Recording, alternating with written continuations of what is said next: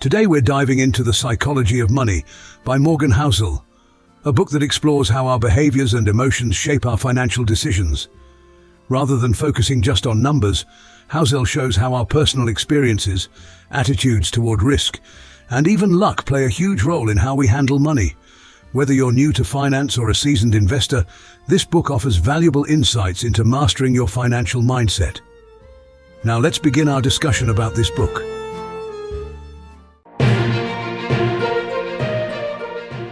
Hey everyone, welcome back. Today we're diving into a book that's been making waves.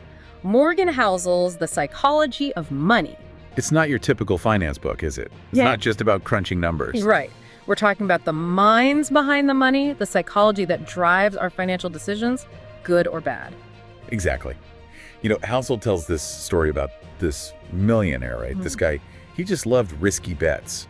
Once, someone questioned one of his big gambles, and he's like, $5,000 if you think I'm wrong. Turns out, years later, this guy ends up broke. Oh, wow. Talk about a cautionary tale. It really is, and it highlights the whole point of the book, really.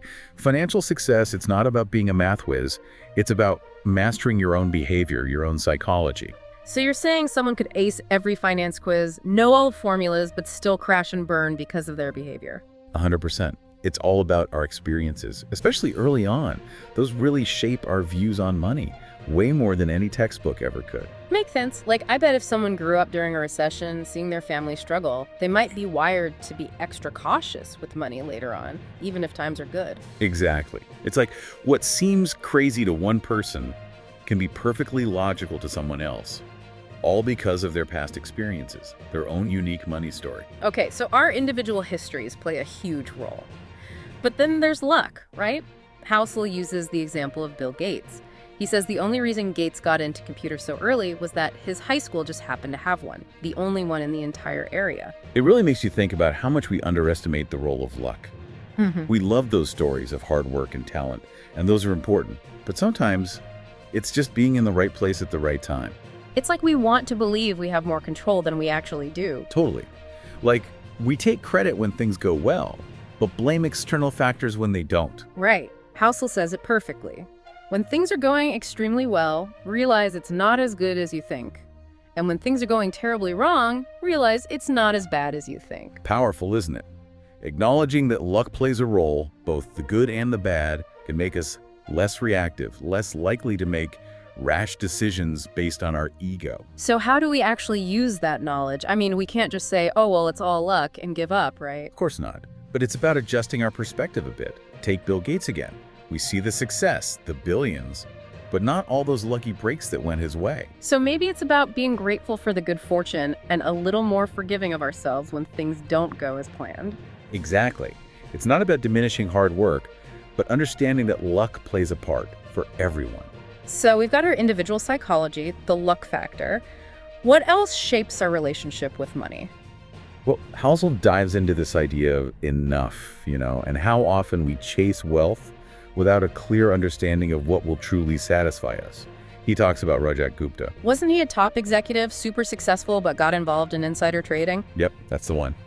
And then there's Bernie Madoff, the king of Ponzi schemes, both incredibly wealthy, but driven by this insatiable need for more, even at the cost of their freedom. Which brings us to a question for everyone listening. What is enough for you? Seriously, think about it. It's not just some philosophical question. It's about making conscious financial choices that align with what you value. Because if you don't define what enough looks like for you, you'll spend your life chasing someone else's definition of success. And trust me, that's a recipe for unhappiness, even with millions in the bank. And that's the million-dollar question, isn't it? Figuring out what truly fulfills us. But it's so easy to get caught up in those comparisons, those external markers of success. Oh, absolutely. It's like Housel says, the more you want something to be true, the more likely you are to believe a story that overestimates the odds of it being true. So true, especially when it comes to money. We see someone driving a fancy car and we think, they've made it. But we have no idea what's going on behind the scenes. Exactly. For all we know, they're drowning in debt, or maybe they prioritize material possessions over experiences or relationships. It's all about what truly matters to you. It's about aligning your choices with your values. Like Housel's decision to pay off his mortgage early. It might not have been the most financially optimal move on paper, but it gave him peace of mind. And that's priceless. It reminds me of this other point Housel makes about how there's no single right price for something, even something as seemingly objective as a stock. He uses Google as an example. How can there not be a right price? Isn't that what the market determines? Well, yes and no. See, value is subjective. It all depends on your individual goals and your time frame. A long-term investor, they see Google's potential decades down the line, so they might be willing to pay a premium for that stock now. Because they're playing the long game. Exactly. But a short-term trader, they're looking for quick gains. They're playing a different game entirely. So what looks like a bargain to one person could be a terrible investment for someone else. Precisely. And here's where it gets dangerous, taking cues from people playing a different game. It's like trying to play basketball using the rules of football. You're going to get called for a lot of fouls. That's a great analogy. And that's what happens in financial markets sometimes. People get caught up in the hype, following the herd, without really understanding the rules of the game they're playing. So it all comes back to knowing yourself, knowing your goals, and making sure your actions align with those. 100%. And that applies to so many aspects of personal finance, not just investing. Like saving, for example. Absolutely. Saving is one of those things that seems so simple, so basic, but it's actually a battle against our own psychology. Because we live in a buy now, pay later world, right? Instant gratification is everywhere. It's tough to resist. We're bombarded with messages telling us that happiness comes from spending, from having the latest and greatest of everything. But here's the thing. Saving isn't about deprivation. It's about freedom. I love that. Freedom. Because when you have savings, you have options. Exactly. Remember that oil crisis back in the 70s? How did we get through it? Not by finding more oil overnight, but by being more efficient with what we had. Saving does the same thing for your finances. It gives you a cushion, that margin of safety we talked about earlier. You got it. A healthy savings rate, it can be more powerful than a high income, especially in the long run. It's about building that solid foundation, even if it means delaying some gratification in the short term. But what happens when our goals change? We're not the same people we were 5 years ago, right? So how do we plan for a future when we don't even know who we'll be? You've hit on what Housel calls the end of history illusion. We have this tendency to think we've got it all figured out, that this is it, this is who I am, this is what I want. But life rarely works out that way, does it? Not usually. So how do we plan for the future when the future is constantly in flux? Flexibility is key. It's about being willing to course correct, to adjust your sails when the wind changes. Speaking of uncertainty, Housel talks about the importance of embracing it, especially when it comes to investing. But isn't the whole point of personal finance to create certainty, to feel secure? It seems counterintuitive, right? But here's the thing. You can't predict the market. It's going to go up, it's going to go down. Trying to time those swings is a fool's errand. So it's less about predicting the future and more about being prepared for whatever the future throws at us. Now you're getting it. Diversification, a long-term mindset, and a healthy dose of humility. Remember, we talked about that earlier, acknowledging the role of luck, both good and bad. And having that margin of safety, that buffer against the unexpected. Exactly. Because even with the best laid plans, life has a way of throwing curveballs. It's like that Mike Tyson quote, everyone has a plan until they get punched in the face. And in the financial world, those punches come in the form of market crashes, recessions, job losses, unexpected expenses. Having that margin of safety, it's like having an extra layer of padding in your helmet. So you can take the hit and keep moving forward.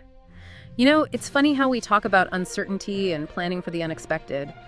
Housel tells this crazy story that really drives home the need for a personalized approach, especially with something as important as your finances. Oh, you mean the one about Clarence Hughes, the dentist? Yes, that's the one.